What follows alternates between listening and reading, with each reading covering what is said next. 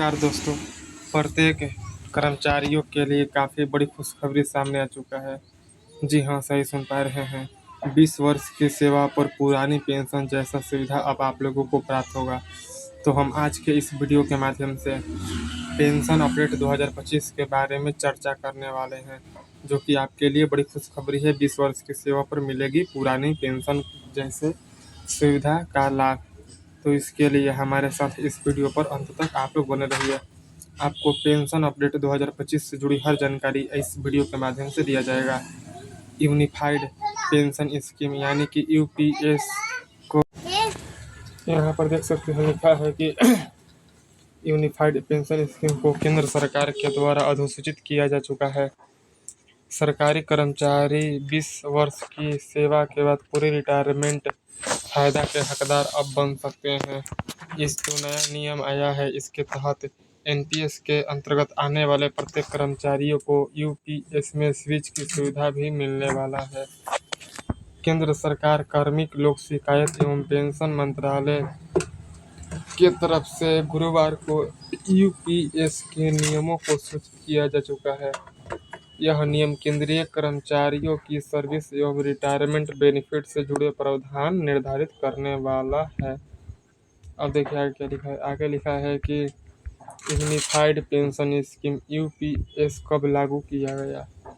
UPS को 1 अप्रैल 2025 से लागू किया गया है तथा वित्त मंत्रालय की तरफ से जारी एक बयान में बताया जा चुका है कि एनपीएस से यूपीएस में स्विच करने हेतु 30 सितंबर आखिरी दिन होने वाला है। इसके बाद कोई भी कर्मचारी स्विच नहीं कर पाएगा। यदि कर्मचारी निर्धारित किया गया समय स्विच नहीं करेंगे तो उन्हें यूपीएस के सुनिश्चित भुगतान लाभ नहीं प्राप्त होने वाला है। इस सुविधा का लाभ उठाने हेतु कर्मचारियों को अपने डीडीओ या पीएओ को फॉर्म A2 जमा करना जरूरी होगा। चलिए जानते हैं वित्त मंत्रालय का बयान। वित्त मंत्रालय के तरफ से बयान में यह जानकारी दिया गया है कि यूपीएस के अंतर्गत योग्यता को पूरा करने वाले कर्मचारी सिर्फ एक बार एनपीएस में स्विच कर पाएंगे। स्विच ऑप्शन का प्रयोग सेवानिवृत्ति से मिनिमम 1 साल पहले या स्वैच्छिक सेवानिवृत्ति से 3 महीने पहले किया जाएगा, ऐसी पूरी संभावना बताई जा रही है।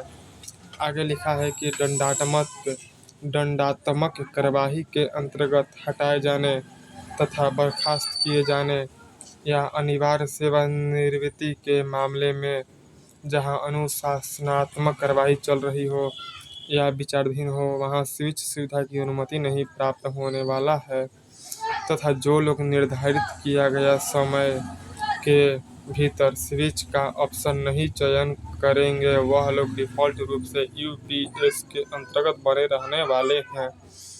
फिर लिखा है कि कर्मचारी एनपीएस में बने रहने हेतु यदि इच्छुक हैं तो 30 सितंबर 2025 के बाद यूपीएस का विकल्प का चुनाव बिल्कुल भी नहीं कर सकते हैं।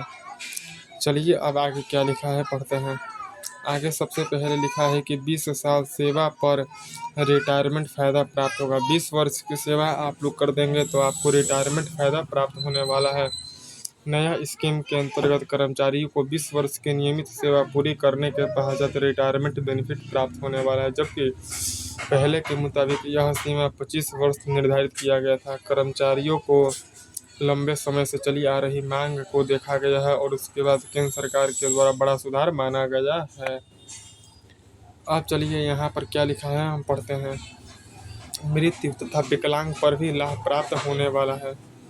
अगर सेवा के समय कोई कर्मचारी की मृत्यु या विकलांगता होती है, यानी कोई कर्मचारी की मृत्यु होती है या कोई कर्मचारी विकलांग होते हैं, तो परिवार या कर्मचारी को सीसीएस पेंशन रूल या यूपीएस नियमों के अंतर्गत विकल्प चुनने का हक प्राप्त होने वाला है, जिसके वजह से परिवार को सुरक्षित पेंशन लाभ सुनिश्चित होगा और इसका फायदा भविष्य में भी लिया जा सकता है।